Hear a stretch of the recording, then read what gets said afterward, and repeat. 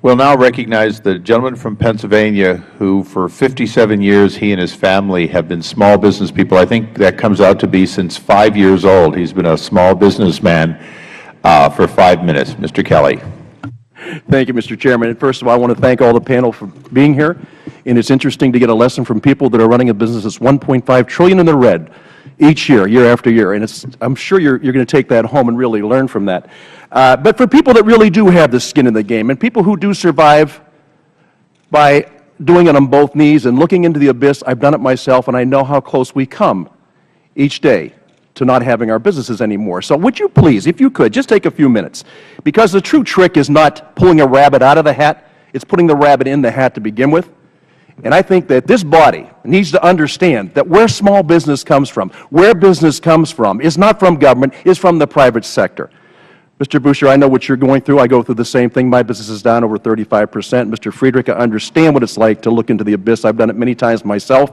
The magic hours, the bewitching hours, which most members of Congress have never had to face because they don't sign the front of these checks, is between 2 and 4 in the morning, when your body may be fatigued, but your mind won't let you sleep. So if you could, just walk us through some of the things that you've had to do to keep your businesses open, keep jobs alive for people in your community, and what you have to do. So each, if you could just take a few minutes and maybe educate us on what we need to hear and what the country has to hear from the people who truly do lead this country, and that is the small business people.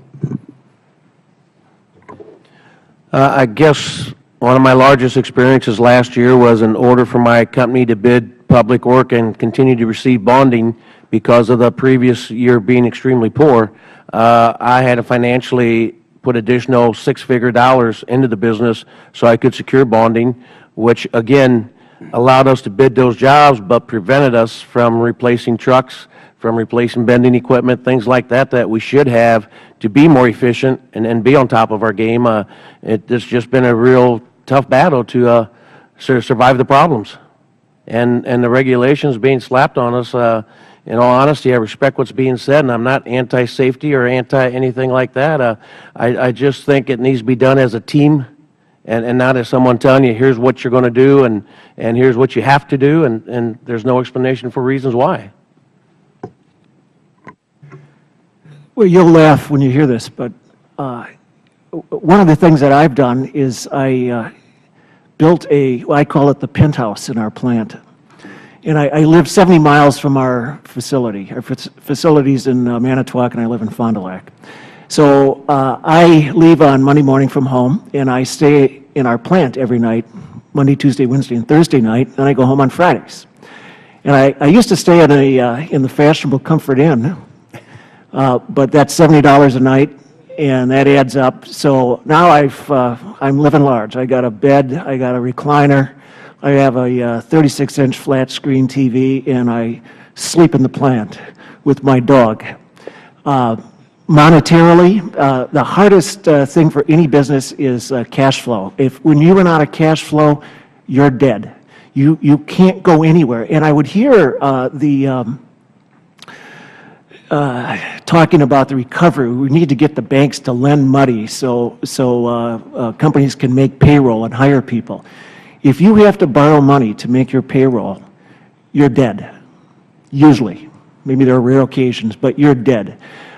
So there have been times when I have had, and when we first started, I said we closed our business 1 month after 9/11, and we went into a recession, and we almost went out of business. And we would have had we not been with a privately held bank who knew us. He knew us as people. And we weren't going to run away from it. And we never missed an interest payment or a principal payment, but we lost money. And there were many times when I would have to write a check on my personal savings to cover payroll. I had to do it. Or I'd have to pay a supplier, because there are some suppliers, you guys don't know this, but there are some suppliers which can kill you and others which you can push off. We always push off like attorneys and accountants and and those guys, because really they're not going to get anything from us anyway unless we stay in business. But raw material suppliers, no, can't do it. people who provide, you have to pay your taxes, you have to pay all your employment taxes. Well, you don't do that, you go to jail. And we can't print any money. I mean, like you guys, we can't turn on the press and print some money. Not all you guys, okay? Okay, like some of you. I'm with you. Anyway, so it's, and somebody asked a question, would you do it all over again? You said no. I would. I love it.